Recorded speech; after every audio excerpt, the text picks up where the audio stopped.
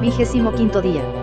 Los inmortales expusieron la situación actual al cisterciense, al templario, y a los rabinos, el supremo señor de la fraternidad blanca, Ruge Huiepo, y el supremo sacerdote, Melquisedec, habían recibido con disgusto la traición de Federico II y su pretensión de erigirse en emperador universal. Aquellos actos debilitaron el poder del papado e impidieron hasta el presente concretar los planes trazados durante siglos por los Golem. Aún era posible el triunfo, pero se debía obrar con mano dura, eliminar de raíz toda posibilidad de oposición. La cruzada contra los cátaros había sido un éxito, pero llegó tarde para impedir la nefasta influencia del Graal.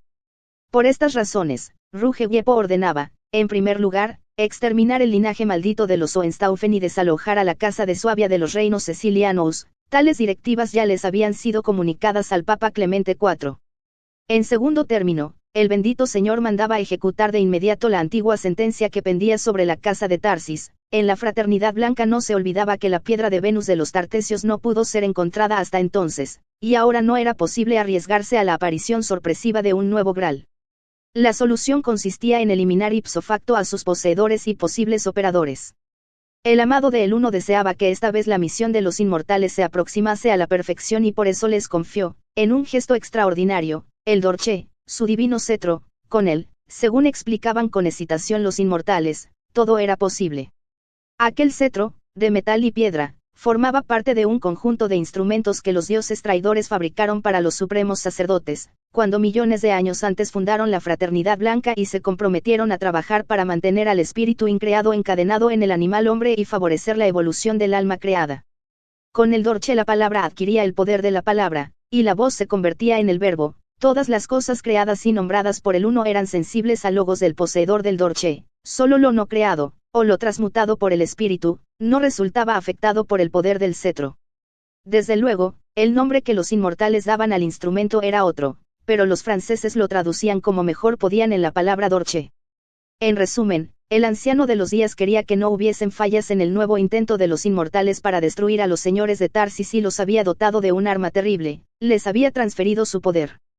¿Qué harían con el Dorche? Los inmortales procurarían desintegrar los fundamentos de la estirpe actuando sobre la sangre, sobre el mensaje contenido en la sangre, y para eso necesitaban una muestra de esa sangre, un representante del linaje maldito por el Uno. A conseguir esa muestra irían los inmortales en persona, pues, aclararon, los señores de Tarsis eran seres terribles, a los que los templarios no podían ni soñar con detener. Para sorpresa de los Golem, pues el Cerro Candelaria distaba varios kilómetros de Aresene, manifestaron su intención de viajar a pie, pero el asombro fue mayúsculo cuando observaron los siguientes actos de Bere y Birsa. Se pararon uno frente al otro, separados por la distancia de 5 o 6 pasos, y se miraron fijamente a los ojos sin pestañear. Entonces comenzaron a pronunciar en contrapunto una serie de palabras en lengua desconocida, a las que imprimían particular cadencia rítmica. Un momento después, ambos daban un prodigioso salto que los elevaba por arriba de las murallas del castillo. Se hallaban entonces en el patio de armas y, al salir disparados, ganaron una altura mayor que los muros y se perdieron en la noche. Los Golem corrieron por las escaleras hasta las almenas y aguzaron la vista en dirección del horizonte, y observaron bajo la luz de la luna, a una enorme distancia, dos puntitos que se alejaban a grandes saltos. Eran Bere y Birsa avanzando hacia la capilla del Cerro Candelaria. A partir de la llegada de Bere y Birsa los hechos se sucedieron de manera vertiginosa, dejando prácticamente sin capacidad de reacción a los señores de Tarsis.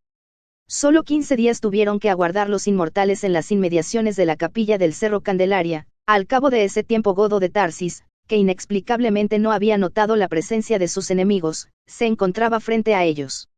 Al comprobar que a pocos pasos de él se hallaban aquellos dos personajes vestidos con hábitos de monje cisterciense, un impulso instintivo lo llevó a empuñar su espada, pero nada más que ese gesto pudo realizar. Con gran rapidez Bere levantó el Dorche, pronunció una palabra, y un rayo color naranja golpeó en el pecho del joven Noiou, arrojándolo a varios metros de distancia. Los inmortales tomaron entonces por los codos el desmayado cuerpo de Godo de Tarsis y, luego de repetir la serie de palabras en contrapunto mientras se miraban fijamente a los ojos, abandonaron el lugar realizando aquellos grandes saltos, que les permitieron atravesar los kilómetros en cuestión de minutos. Bere y Birsa iban a perder algún tiempo tratando de obtener la confesión de Godo sobre la clave de la entrada secreta. Con ese propósito no lo asesinaron de inmediato y se dedicaron a intentar lo que ya habían ensayado otras veces sin éxito, Pero esta vez, con más calma se concentraron en su estructura psíquica, tratando de leer en alguna memoria el registro sobre el modo de entrar y salir de la caverna secreta. Sin embargo, todo fue inútil nuevamente, ni la clave parecía estar registrada en su mente, ni la más refinada tortura conseguía que el Noiou soltase la lengua. A todo eso, los señores de Tarsis recibían el triste anuncio de la desaparición de Godo. Apenas transcurridas 12 horas desde que salió de la caverna, el Noiou oso comprendió que Godo ya no regresaría y decidió dar aviso al conde de Tarsebal. Se despidió entonces de la Braya, descendió del cerro Calendaria, y se dirigió hacia la orilla del Odiel, donde los señores de Tarsis mantenían un pequeño bote para casos semejantes. Una hora después saltaba a tierra a 2 kilómetros de la residencia señorial. Así se enteró el conde de Tarsebal que su hijo Godo había sido secuestrado por los golems, y algún día decide visitar Huelva. Apreciado doctor Ciegnagel, seguramente querrá conocer la caverna de las maravillas y las ruinas del castillo templario, en Aresene. Para ello tomará la carretera que pasa por Valverde del Camino, muy cerca del emplazamiento antiguo de la casa de Tarsis, y llega hasta Salamea la Real. Allí es necesario bifurcarse por una carretera secundaria que va subiendo hasta las minas de Río Tinto, que fueron explotadas en tiempos remotos por los iberos, y 20 kilómetros después llega hasta Aresene. Desde luego, no hay ninguna razón turística que justifique el tomar por otro camino, a menos que se desee viajar por mejores carreteras y se continúe en Salamea la Real hacia Jabugo, donde aquella se empalma con la amplia ruta que va desde Lisboa a Sevilla y sigue el antiguo trazado romano por el que llegaron Bere y Birsa. Pero si ese no es el motivo y desea uno meterse en complicaciones innecesarias, entonces puede ir por este último camino y prepararse para tomar una pequeña calzada de tierra, cuyo desvío se encuentra a unos 2 kilómetros después del puente sobre el río Odiel. Allí es preciso conducir con cautela pues el sendero está habitualmente descuidado, cuando no completamente intransitable. Se suceden un par de aldeas de nombre incierto y algunas granjas poco prósperas, habitadas por gente hostil a los extranjeros. Si a alguien se le ocurre internarse por aquellos parajes deberá ir dispuesto a todo pues ninguna ayuda podría esperar de sus pobladores. Parece mentira, pero 700 años después aún perdura el temor por lo sucedido en los momentos que estoy refiriendo. No es exageración, en toda la región se percibe un clima lúgubre, amenazador, que se acentúa a medida que se avanza hacia el norte, y los aldeanos, cada vez más hostiles o francamente agresivos, conservan numerosas leyendas familiares sobre lo ocurrido en los días de la casa de Tarsis, aunque se cuidan muy bien de hacerlas conocer a los extraños. El temor radica en la posibilidad de que la historia se repita, en que vuelva a caer sobre el país el terrible castigo de aquellos días. Por eso no hay que trabar conversación con ellos, y mucho menos hacer alguna pregunta concreta sobre el pasado, eso sería un suicidio. Luego de estremecerse de terror el interrogado, sin dudas, montaría en cólera y atraería con sus gritos a otros aldeanos, y entonces, si no consigue escapar a tiempo, sería atacado entre todos y tendría suerte si logra salvar la vida. Después de recorrer unos 18 kilómetros, muy cerca ya de Aresene, se arriba a un diminuto valle elevado, situado en el corazón de la cadena de Aresene. Existe allí una aldea a la que hay que atravesar muy rápido para evitar las pedradas de los niños o algo peor. Es un pueblo del siglo XV y no parece haber evolucionado mucho desde entonces. La mayoría de las casas son de piedra, con las aberturas enmascaradas en madera trabajada a hacha, y tejados de pizarra despareja, y muchas de tales viviendas se encuentran deshabitadas, algunas totalmente destruidas, mostrando que una creciente decadencia y despoblación afecta a la aldea, y que solo la tenacidad de las familias más antiguas ha impedido su extinción. Su nombre, Alquitrán, le fue impuesto en aquella época y constituye una especie de maldición para los pobladores, que no consiguieron jamás sustituirlo por otro debido a la persistencia que tiene entre los habitantes de las aldeas vecinas. El origen del nombre está 2 kilómetros más adelante, casi al terminar el valle, donde un descolorido cartel expresa en latín y castellano Campus Pix Piscis, campo de la pez. Lógicamente, es inútil buscar la pez allí porque tal denominación procede del siglo XII, cuando sí hubo mucha pez en ese campo, o por lo menos algo que se le parecía, de allí el nombre del cercano poblado de mineros, quienes al fundarlo en el siglo XV tuvieron que soportar el tenebroso nombre que le impusieron sus vecinos y acabaron por aceptarlo con resignación. Más de dónde había salido la pez que caracterizó aquel valle perdido entre montañas desiertas. Esa pez, ese alquitrán, doctor Ciegnagel, es todo lo que quedó del ejército que el conde de Tarsebal levantó para atacar el castillo de Aresene y rescatar a su hijo Godo. En aquel valle, en efecto, el conde Odielón acampó con sus tropas que ascendían a más de 1000 efectivos, 50 caballeros, 500 aguerridos almogávares, y 500 hombres de la villa. Más que suficiente para atacar y arrasar al castillo templario que solo contaba con una guarnición de 200 caballeros, aunque los templarios tenían fama de luchar 3-1, nada podrían con fuerzas que los quintuplicaban. Todo lo que se requería para acabar con la amenaza templaria, y rescatar a Godó si aún estaba con vida, era evitar que el castillo recibiese refuerzos, y para eso sería fundamental dominar el factor sorpresa. De allí que el conde Odielón decidiese marchar hacia Aresene por un sendero de cornisa que solo conocían los señores de Tarsis, y que pasaba por aquel pequeño valle donde iban a acampar las horas nocturnas para caer por sorpresa al amanecer. Pero el amanecer nunca llegaría para aquellos señores de Tarsis. Serían las 11 de la noche cuando Bere y Birsa se aprestaron a consumar el ritual satánico.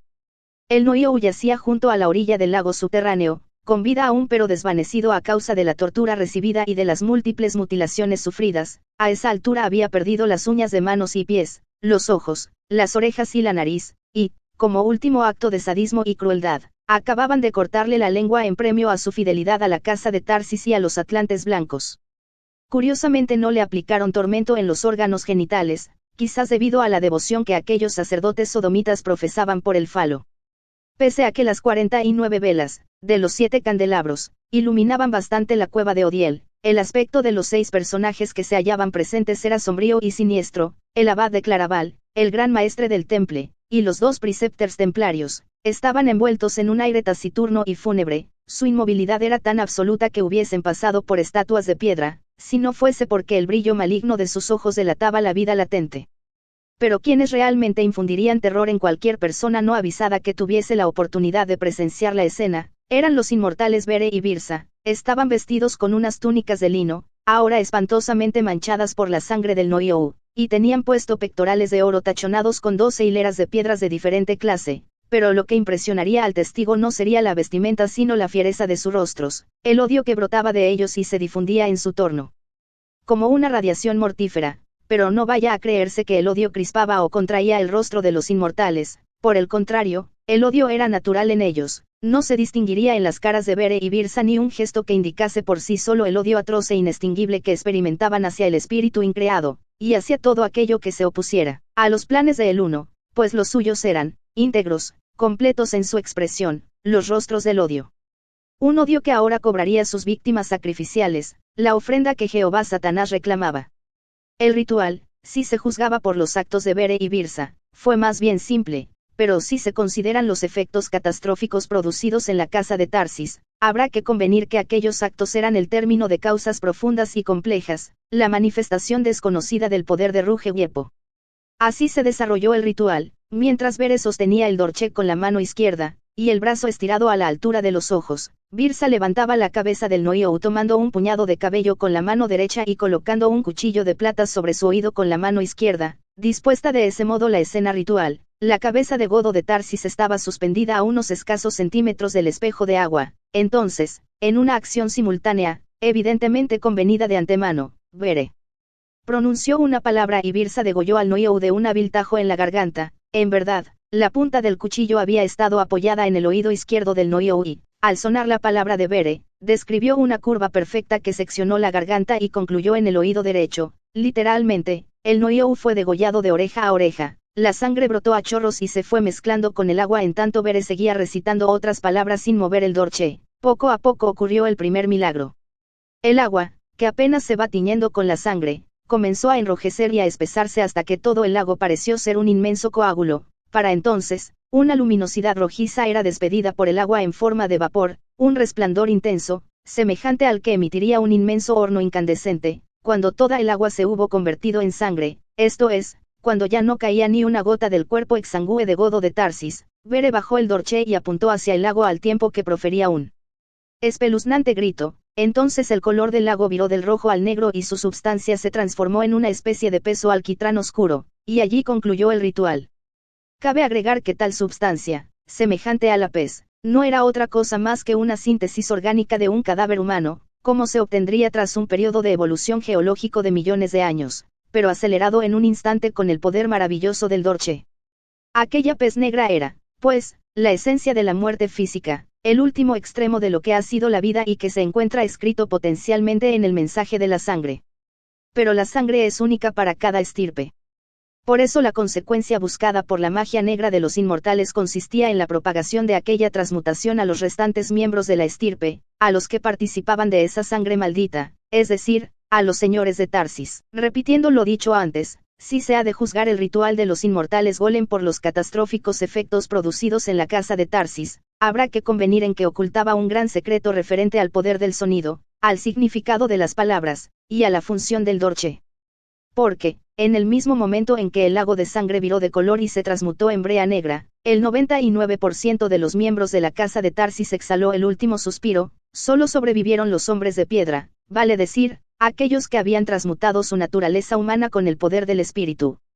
Desde luego, entre ellos estaban el Noiou y la Braya, pero ambos muy viejos para procrear nuevos miembros de la estirpe. Sin embargo, a cientos de kilómetros de allí, otros hombres de piedra vivían aún y se encargarían de hacer cumplir la misión familiar. Del resto de la casa de Tarsis, no quedó nadie vivo para contarlo. Los centinelas almogávares que custodiaban el vivaque del conde de Tarsebal comenzaron a inquietarse apenas percibieron el zumbido, no podrían decir cuándo se inició, pero lo cierto es que había ido creciendo y ahora llenaba todo el valle, empero, al tornarse audible, los rudos guerreros creían reconocer, insólitamente, aquel sonido, era el tono exacto, el sonido oscilante de un enjambre de abejas, pero amplificado tremendamente por alguna causa espantosa y desconocida. Mas el zumbido, pese a ser sorprendentemente anormal y haber cobrado la intensidad capaz de producir aturdimiento, pronto fue olvidado. Los centinelas, en efecto, advirtieron que algo grave ocurría pues un alarido aterrador quebró la continuidad de aquella impresionante vibración, mas tal grito no provenía de afuera sino de adentro del vivaque y no consistía en uno sino en multitud de lamentos que habían coincidido en un instante, el instante en que el agua del lago subterráneo se transmutó en la sangre de los señores de Tarsis. Entonces todos los miembros de la estirpe experimentaron un calor abrasador 1000 veces más potente que el fuego caliente de la pasión animal, y gritaron al unísono. Pero nadie alcanzaría a socorrerlos ya que minutos después morirían en el mismo momento en que el agua del lago se transformó en brea negra. En cuestión de minutos cesó el zumbido por completo y un silencio sepulcral se apoderó del valle. Y entonces comenzó la locura para los escasos 200 sobrevivientes del ejército del conde Tarsebal, todos ellos eran almogávares oriundos de la región de Braga, es decir, de raza celta. Al principio el espanto los había paralizado, mas aquellos temibles guerreros no eran propensos a huir en ninguna circunstancia, el amanecer, en cambio, los sorprendió deliberando agrupados en el centro del campamento, según las costumbres, ante la ausencia de los señores o caballeros, elegirían un adalid entre los suyos. Ese cargo recayó en un sujeto que era tan valiente en la guerra como corto de luces fuera de ella, conocido como Lugo de Braga. Aquel jefe se hallaba tan perplejo como el resto por la súbita mortandad y, luego de una prolija inspección por todas las tiendas y lugares donde habían fallecido los guerreros, dedujo que la causa del mal era una peste desconocida. Los cadáveres, en efecto, no presentaban hasta el momento señal alguna que delatase qué clase de peste había causado la muerte, más que dudas cabían de que se trataba de una peste. Solo una peste, de acuerdo al criterio de la época, era capaz de matar de esa manera. Naturalmente, en la Edad Media la peste era temida como el peor enemigo, fuera de aquellos que los señores señalaban como tales y había que enfrentar. Los soldados habrían escapado entonces, a no ser por la comprometedora presencia de tantos nobles muertos, no podían abandonar impunemente al conde de Tarsebal porque serían perseguidos por toda España, pero tampoco se podía transportar un cadáver contaminado de peste. Lo correcto, explicó Lugo, era vencer el miedo y dar cristiana sepultura a los muertos. Así, dominando el temor al contagio que los embargaba, los bravos almogávares fueron alineando los 850 cadáveres que iban a descender al sepulcro. Planeaban excavar 3 tipos de tumbas, una fosa común para los almogávares, otra igual para los villanos, y tumbas individuales para los caballeros. Se encontraban entregados a esa tarea, y a confeccionar las cruces, y a empacar lo que convenía regresar al cuartel, cuando alguien descubrió la licuefacción de los cadáveres y lanzó el primer grito de terror: Pix Piscis. Pix Piscis, es decir, la pez. La pez.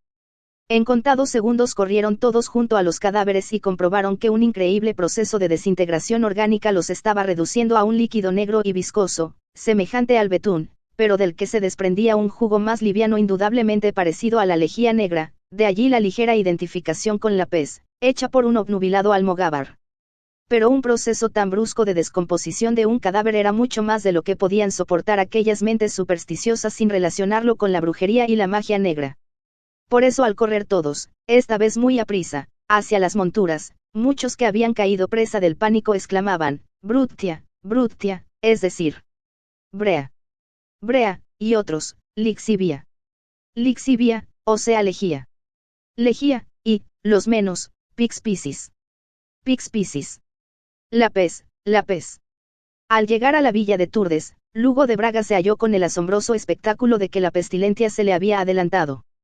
Pero allí los estragos de la plaga eran tremendos, de los 3.500 pobladores de la villa, 500 murieron en el valle, junto al conde de Tarsebal, y de los 3.000 restantes solo quedaban vivos 500, todos procedentes de regiones y razas diferentes de los iberos tartesios. Lo ocurrido había sido análogo a lo sucedido en el campamento del conde, primero el zumbido, luego el grito, dado al unísono por todas las víctimas, y por último la horrible muerte simultánea.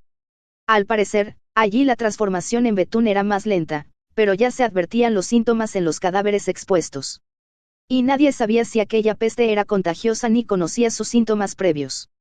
Lugo de Braga decidió entonces huir de la región para siempre, pero antes, hizo lo más razonable, reacción propia de la época, se entregó al pillaje con sus 200 compañeros. No existían ahora señores de Tarsis, ni caballeros o nobles, que defendiesen aquel patrimonio.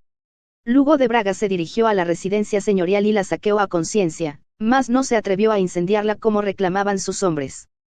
Después se retiró a su país, llevándose consigo una inmensa caballada cargada de botín. Por supuesto, todos ellos serían perseguidos años más tarde por ese crimen y muchos terminarían en la horca. Aunque nadie podía imaginarlo entonces, cuando la peste se enseñoreaba de la casa de Tarsis, aún quedaban algunos de ellos vivos que luego reclamarían lo suyo.